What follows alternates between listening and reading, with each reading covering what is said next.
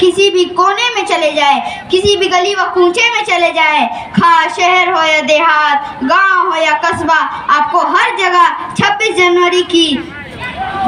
जनवरी के नगमे सुनाई देंगे। अब आपके दिल में सवाल पैदा होता होगा कि जमहूरी किस चीज़ का नाम है और आज के रोज़ 26 जनवरी यौम जमहूरिया का जश्न क्यों मनाया जाता है। तो हज़रात गिरामी, 1947 को हमारा मुल्क हिंदुस्तान आज़ाद हुआ और आज के दिन यानी 26 जनवरी 1950 को हमारे मुल्क के लिए एक नया कानून नाफिज किया गया। इसलिए हर साल 26 जनवरी को यौम जमहूरिया के नाम पर जश्न मनाया जाता है। जैसा कि दौरे हाजिर में आज़ादी के वक्त मुसलमानों की कुर्बानियों को नज़रअंदाज किया जा रहा है, इस पस मंजर में ये शेर आपके नज़र है।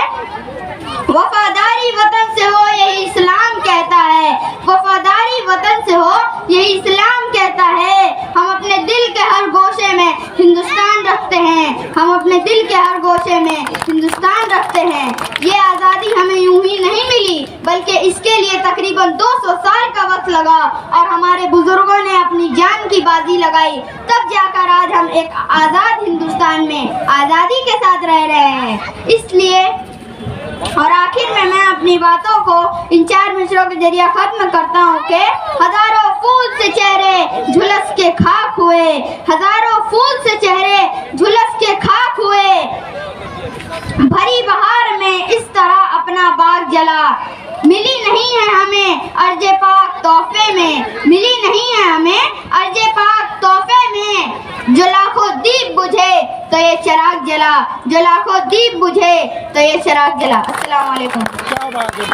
पर मौज की रवानी रहेगी, खुशबू पर मौज की रवानी रहेगी, जिंदगी में कोई न कोई कहानी रहेगी। हम भी बज़्म में 4 चांद लगा देंगे, हम भी बज़्म में 4 चांद लगा देंगे अगर आपकी तालियों की मेहरबानी रहेगी।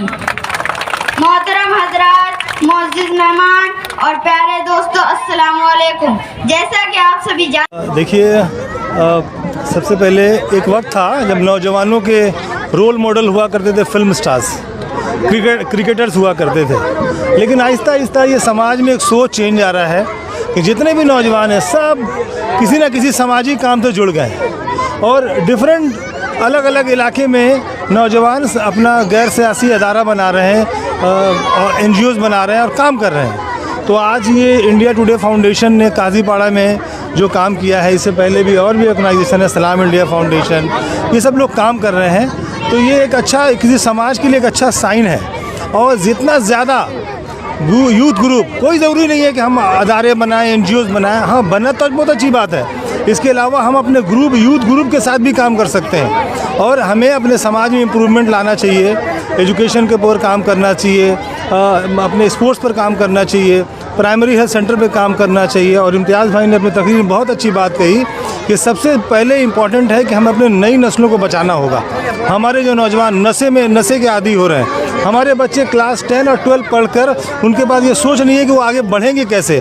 करियर काउंसलिंग की ज़रूरत है और इसके लिए इम्पॉर्टेंट है कि समाज में उनके साथ बात करें, हमें उनके साथ डिस्कशन करना होगा, बात करना होगा। हर दिन, हर हफ्ते किसी जगह पर बैठ के 50-100 नौजवानों के साथ बात करना होगा।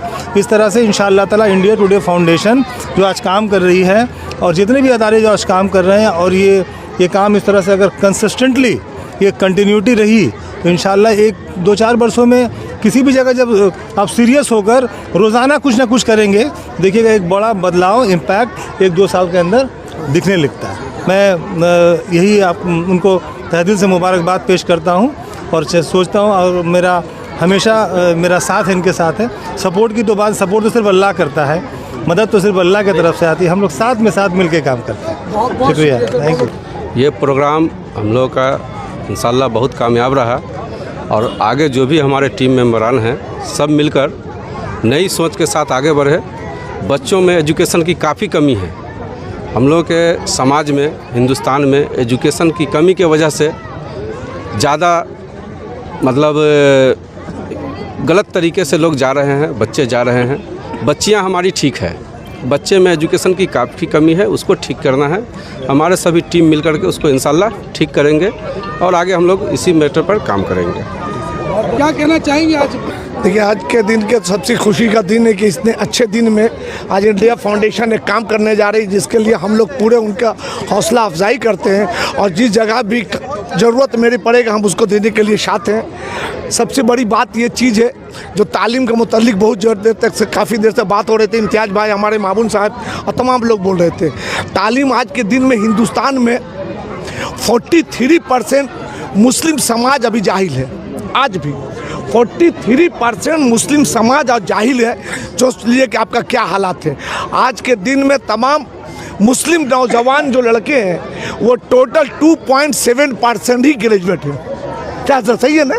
2.7% ही ग्रेजुएट है, बाकी तमाम लोग हम लोग जाहिल हैं। इतने हम लोग, इतनी बड़ी बस्ती है, इस बस्ती में अगर खोजा जाए तो सैकड़ों लोग भी ग्रेजुएट हमारे नहीं मिलेंगे। इसलिए आज के दिन में हम लोग बहुत पीछे हैं। इसलिए ये इंडिया टुडे फाउंडेशन से बोलेंगे तालीम पर आप पूरा ध्यान दें, तालीम पे दीजिएगा, यकीनन ये कौम आगे बढ़ेगी।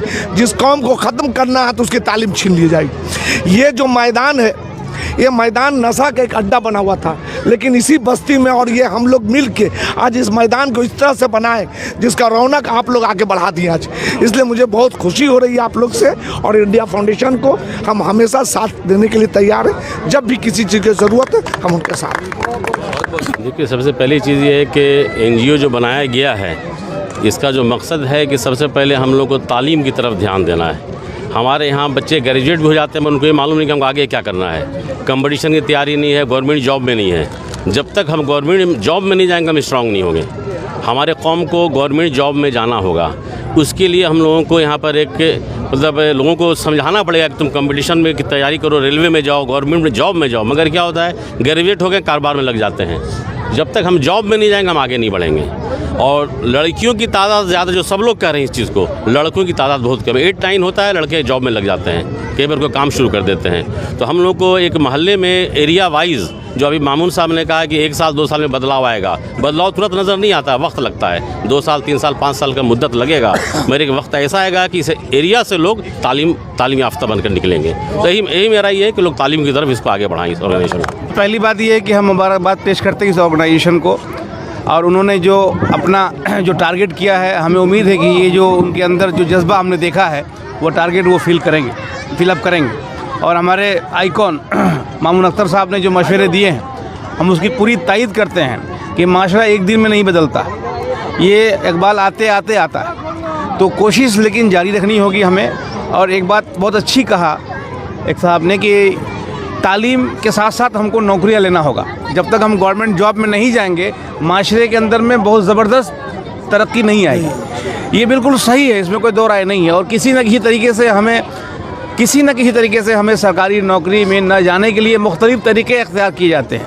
लेकिन जिस तरह से हम लोग यहाँ जमा हुए हैं माशरे के लोग, हमें उम्मीद है कि हम इन तमाम परेशानियों को ओवरकम करेंगे और आने वाली नस्ल के लिए हम लोग एक अच्छा माहौल दे के जा सकेंगे। यही चंद बात आज हम योम जमहूर के मौके पर कहना चाहते हैं। शुक्रिया। मतलब ये कि हमारे मामून भाई, खान साहब, जावेद भाई, इम्तियाज़ साहब ने जो कहा, यहाँ अभी सबसे बड़ी बात यह है कि हम लोगों ने ये इस चीज़ का बुनियाद डाला है। लेकिन मामून अख्तर साहब का ये कहना है कि हम लोग को सब मिल के काम करना पड़ेगा। जहाँ तक नौकरी का सवाल, आज तक हम लोगों को पॉलिटिकल ने इस्तेमाल ही किया है। हम लोग दूसरे के लिए इस्तेमाल हुए, लेकिन अपने लिए अभी तक कुछ नहीं कर पाए। तो हम लोग को ऐसा एक ये काम करना पड़ेगा ताकि वो हम लोगों के मोहताज रहें। और जब तक हम लोग एक नहीं होंगे तब तक हम लोग कुछ नहीं कर पाएंगे। इसलिए हम चाहते हैं कि हमारे जितनी भी संस्थाएं, जितनी भी फाउंडेशन है, एक प्लेटफार्म पर आकर के, देखिए आदमी का जुनून होता है, कोई भी काम करने का चाहत होता है, लेकिन उसके पीछे धक्का देना पड़ता है। खास करके हम लोगों के आजकल के जो नौजवान लड़के हैं, इनको समझाना तो बहुत ही ये है, लेकिन फिर भी कोशिश नहीं छोड़ना है। तो मेरा कहना यही है कि हम अपने लिए नहीं करते, हम दूसरों के लिए करते हैं। अब हम लोग को फाउंडेशन के ज़रिए हो या किसी भी तरह से पॉलिटिकल भी ज़रिए हो, हमको अपने लिए करना है, फिर दूसरे के लिए करना है। तो मैं यही चाहूँगा मेरे जितने भी फाउंडेशन हैं उन सबों को एक प्लेटफार्म पे आके एक जगह बैठ के, जैसे मोहन साहब ने कहा कि शुरुआत है, आगे बढ़िए। तो आगे तो एक दिन में नहीं बढ़ा जा सकता है। अब एक फाउंडेशन महीने में एक दिन ऐसा प्रोग्राम ले जो सब एक साथ बैठे, एक टेबल पे, एक मंच पे बैठे, कहीं एक जगह ऑन करके बैठ करके हम लोग मशवरा करें कि भाई आज क्या करना है, इसके आगे क्या करना है, तभी जाके कोई तरक्की हो सकता है। इसके अलावा कोई रास्ता ही नहीं है।